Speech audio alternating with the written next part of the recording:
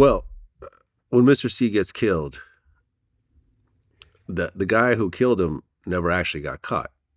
No, right? he never got It was essentially caught. an open case to this day. Yeah, pretty much. Yeah, it's probably gonna be open forever. Yeah, and what you said was, as far as the names that came up as far as being the killer, the streets pretty much got him. Oh yeah, the streets got, that's for sure. Around the situation is either dead or in jail. Either dead or in jail, man. But they dead for sure. I know that. Yeah. You know what I mean? Sure. And I ain't gonna say it like we had something to do with it. Just the streets got them. Just karma. You know what I mean? Mr. C working from upstairs. That's what did that. It ain't had nothing to do with us.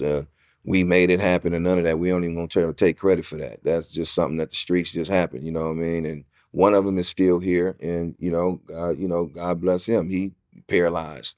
You know what I mean? And Mr. C gone, but he's still here, and it's like, man, it ain't no hard feelings, man. Like I said, they gone. So it's not a problem for me. That's what I said. I wish he would have used this opportunity when he got here to actually extend the olive branch to try to, make things better. You know what I mean? Well, the murder of Mr. C set off just a rash of retaliation killings. Right. So it just became a bloodbath. Oh yeah. In Hunters Point. Yeah. How many people got killed after that, you think?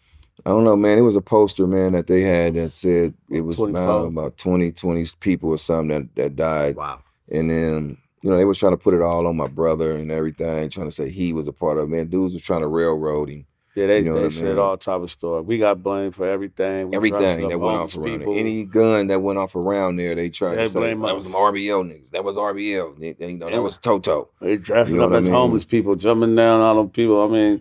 It's like a myth. You know what I'm saying? Like, you say this, anything happened, we did it. We did it. All that was them really trying to gain allies. You know what I mean? Trying to, if RBL did it, now we got y'all as an ally, man. I told you, they coming for y'all too. It was one of those type of things. So it was pretty much like, we was like that movie, The 300. It was 6, 7 of us against 4 blocks. Against that's why it kind of rubbed me the wrong way too when he said, you can find them wherever you find dudes that don't like us or something. Like, dude, what did he mean by that? Like, bro, we was in Antioch with just us. We wouldn't even just say we was hanging in West Point. Like, we had dudes that we grew up with over there. So we always, even them, they was over in West Point too. They had people who they dealt with. We had people who we dealt with. From Oakdale to West Point, we all grew up. We've been up there for years with each other. So yeah, we had people that we considered family and friends who we dealt with. But as far as hanging, banging, and slanging up in West Point, we would never do that. I'm Harbor Road to the bone. You know what I mean? HRD. I wouldn't even feel right being on Oakdale or West Point, slanging and hanging and actually trying to claim it or something. You know what I mean? That just ain't in my blood. You know what I mean? I just couldn't do that. But I do got friends over there who I dealt with who was cool. You know what I mean? And who probably represented RBL. You know what I mean? Okay, so Mr. C gets killed. Mm-hmm. But you have to turn in your next album. Oh, exactly. An Eye for an Eye. Right. So Hitman kind of came in and sort of filled the void. Filled the void in a way.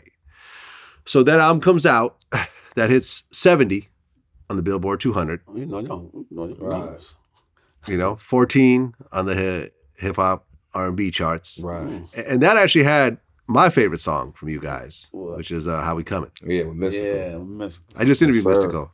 Yes, and I interviewed Big Lurch, who's on the song, who's doing life in prison for cannibalism. For the cannibalism. Yeah, that was a sad situation for Lurch, man. Were you close to Lurch?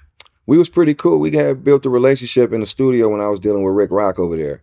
Yeah. So they used to be over there every day. Him, Dooney Baby, Cosmic Slop Shop, exactly. They was over there at Mike Mosley's studio in Vallejo, Fairfield, rather. Yeah, that's how I ended up being around him more in Fairfield too after he did that with bro. In Fairfield too. Then he moved to LA. So they used to be Ken Smoke. It was like the Federation. Before they was the Federation, all up in there. Stock Shop. Yeah. So they was all up in there, and basically we kind of formed a relationship being up in there.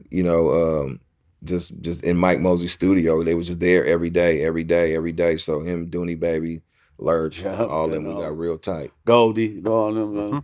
So yeah, Rick Rock is dope, man. One of the Bay's best producers. Dope producer. Yeah, he made, because I was really the one doing all the beats on my first 2 albums. Yeah, Brandon Selsky did a couple songs on the second one, but I had produced everything except one of the songs on the first album, G's by the 1, 2, 3s. But he also filled that void too. Rick Rock, when I got to that album, it's like I just He was was still drained, going man. through the thing Yeah, of yeah. losing Mr. C. So Rick Rock came through for me, man. Much love to Rick Rock, man. He came through with some slaps for me.